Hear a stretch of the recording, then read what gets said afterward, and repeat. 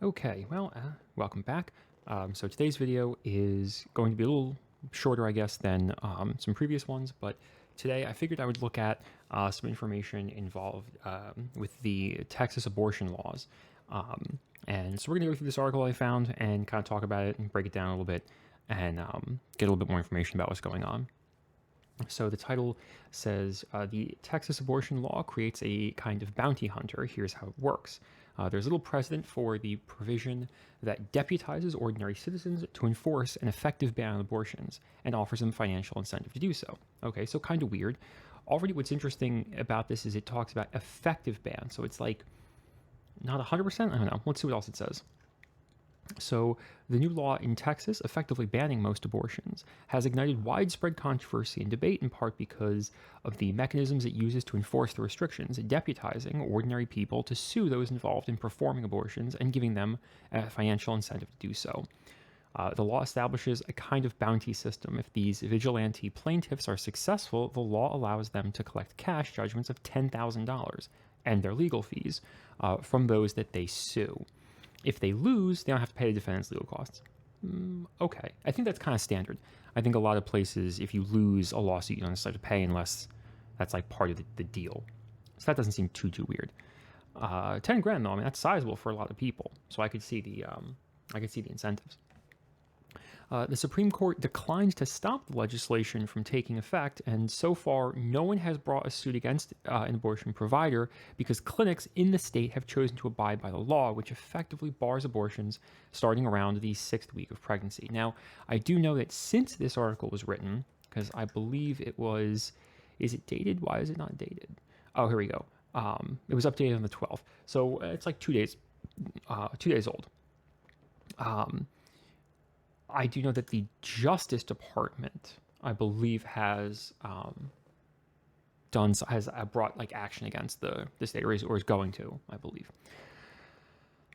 Let's see. The enforcement provision has generated backing from those seeking to limit abortion rights, but confusion and criticism among supporters of abortion rights. Yeah, this is very confusing. Let's see. When the law first came out and I was reading it, I thought I was missing something. Says Mary, a professor at the Florida State University College of Law who specializes in the history of reproductive law. It almost seems like anyone could sue anyone, and that didn't seem right, but it was. It really is that extraordinary. Here are some questions and answers about the enforcement. So that's the first part where they're talking about ordinary citizens being able to. So from what I understand, there's a website that you can go to and kind of like report any of these instances, and you can sue. From what I remember reading, you can sue like the private practice, like the doctor's office that performs it, or if somebody like offers to give you a ride to the hospital or to the clinic, then they can be sued as well for like aiding in it. But what's interesting about it is I've not read anything yet, and we'll see, maybe this article gets to it, that says that the individual who receives it, right? So the woman, the person who receives the abortion, from what I understand, is not liable for any of the fines or liable to be sued or anything like that. And there's no like legal repercussions for them, right? They can't be arrested for it or anything like that. It seems too like providers also can't be arrested because it really just says you can just sue anyone. There's no like legal enforcement of it in the sense that like law enforcement could come and like apprehend you for doing it. But let's see what it says here. Are there other laws that use the same mechanism? Not really, or at least not with the same scope as the Texas law. While giving private citizens the right to file suit in lieu of or in tandem with criminal enforcement by state officials is a staple of medical malpractice cases and other forms of tort law. The Texas law is a little different. Yes, that's true. So you can, there's like criminal negligence, and then there's also like other things you can sue somebody for too, like medical malpractice. If you I know if you slip and fall, like say it's there's a lot of ice outside or it's snowing and you slip and fall, you can attempt at least to sue the owner of the building for not keeping it clear and making it unsafe. But that again, that wouldn't be like, there would be criminal charges there. You would just have to get like monetary compensation. It would only become criminal if, say, you could prove that the owner of the building like purposely poured water on the sidewalk to make it icy because he wanted people to fall. Then maybe you could make some kind of argument there. But it removes enforcement entirely from state jurisdiction and vastly expands who can sue and who can be sued over abortions. The statute, for example, permits anyone, even people who live outside Texas, to file a complaint in any court in the state if they believe an abortion has been performed. It also makes nearly everyone involved in the procedure, except for the woman who receives the abortion, liable to suits, meaning that doctors, nurses, insurance companies, even Uber drivers who help take women to clinics will be vulnerable. So this is what I thought was like super interesting about this. So the person getting the abortion isn't liable for anything. Like, they can't be sued, they can't be criminally prosecuted. There's none of that. Like, it's just so interesting that that's the route they decide to go. I guess rather than put the pressure on the patient, they decide that they want to just pressure the providers, that they would be just disincentivized from doing it. According to Ms. Ziegler, the notion of using civil lawsuits to curb or stop abortions first emerged in the early 1990s. Oh, okay. When a Texas pastor named Mark Kircher, I don't know, created a program called Spies for Life. That's what a goofy name. That published manuals showing people how to use the legal system to go after abortion clinics and providers. So that's interesting. This isn't the first time, I guess, that's been tried. It's kind of funny that it's in Texas also. In 1999, Louisiana passed its own law giving women who had abortions the right to sue their providers. That's interesting. Why would you sue your provider if you already got... I don't know. There's probably more to that. State Senator Brian Hughes, the primary author of the Texas law, has said his model for the law, known as SB 8, was a local ordinance passed in Wascombe, Texas in 2019 that empowered residents to sue anyone who performed an abortion in the city or helped someone attain one. Unlike SB 8, however, the Wascombe law was largely symbolic, given that the city had no clinics that actually performed abortions. That's kind of funny, actually. Let's see, what legal issues does private enforcement raise? So the Justice Department, here's where we get into this stuff about the Justice Department. The Justice Department sued Texas on Thursday, arguing that SB 8 was passed in open defiance of the Constitution and Supreme Court cases like Planned Parenthood v. Casey and Roe v. Wade. But the department's 27-page complaint took particular issue with the law's reliance on what it called bounty hunters, saying that empowering them to enforce the law was unprecedented scheme to insulate the state from responsibility. Now that's true. I do see that, in that, like, you're relying on just, like, say, whistleblowers or whatever, like just general folk to enforce your law for you without having to, like, actually get to stand up in court. Because if you don't make it a legal thing, if you're not arresting people and throwing them in jail for it, then there's no, like, responsibility in that on the part of the state of saying, like, well, this now has to stand up in court and then making people challenge it. Because you would bring, say, a criminal case, you could bring to the Supreme Court saying it violates your constitutional rights.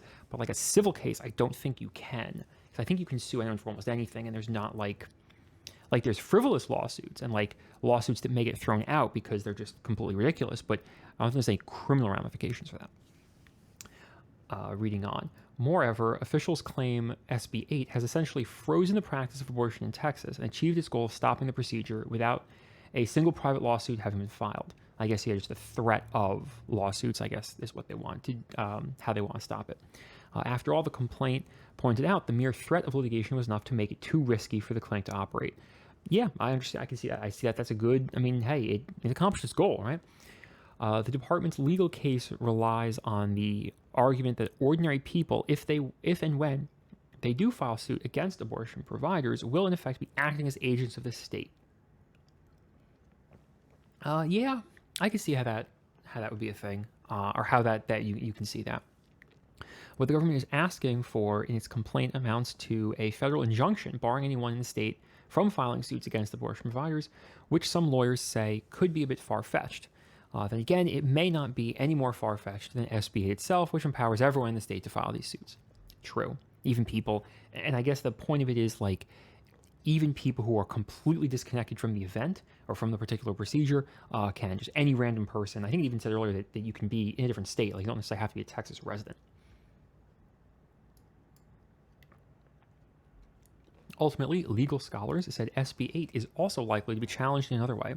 At some point, a provider or someone else involved in the process, say a group that funds abortions, could step forward and willingly violate the law as a calculated test case.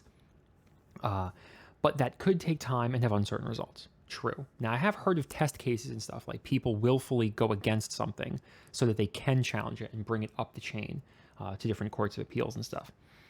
Whatever happens, it's going to take a while, and in the meantime, law will speed the status quo. That's true. Let's see.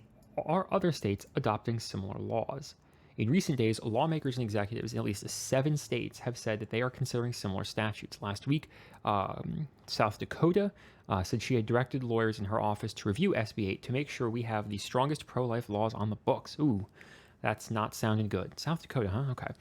Around the same time, Wilton Simpson, the Republican leader of the Florida State Senate, said that members of his chamber were already working on a statute similar to the one in Texas. Okay.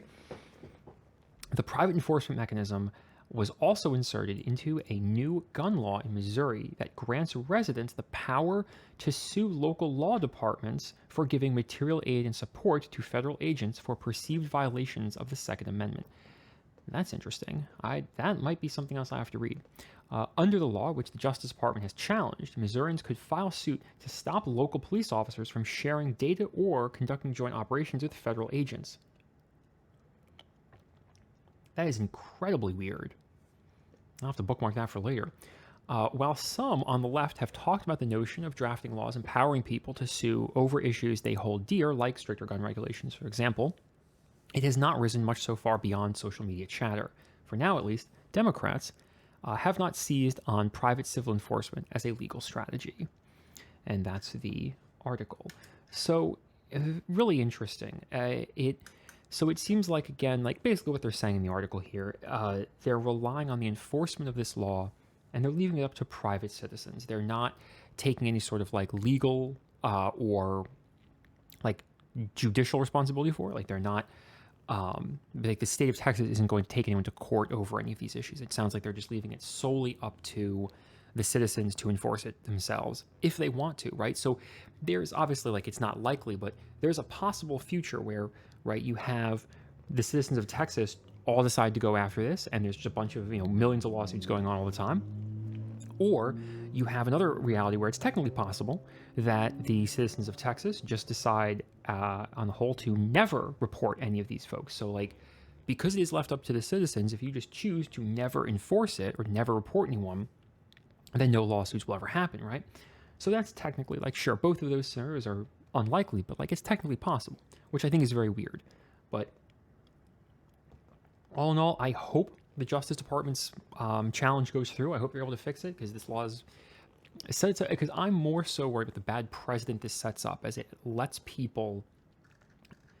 these citizens sort of whistleblow on each other, and to me, it kind of it kind of sows dissent among the citizenry. Like, you're worried about your neighbor because they might want to sue you. They might, whereas, like, we should all kind of be, like, on the same page and should all be together in our, in the struggles or whatever we have. Like, you shouldn't be looking to, like, pull one over on your neighbor.